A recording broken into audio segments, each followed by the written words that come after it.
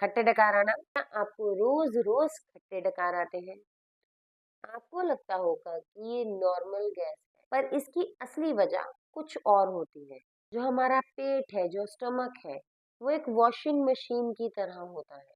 जब हम गलत वक्त, जल्दी जल्दी या स्ट्रेस में खाना खाते हैं, तो स्टमक अंदर से ओवर रोटेट होने लगता है। जो एसिड खाना तोड़ने के लिए यूज होता है, वो ही ऊपर आकर खट्टे डकार या बर्प्स बन जाता है।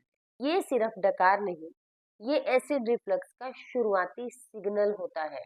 अगर एसिड रिफ्लक्स को इग्नोर किया, यही सेम एसिड चेस्ट बर्निंग, छाती में जलन, ब्लोटिंग, पेट का भारीपन, इंडाइजेशन या कॉन्स्टिपेशन तक लेकर जा सकता है।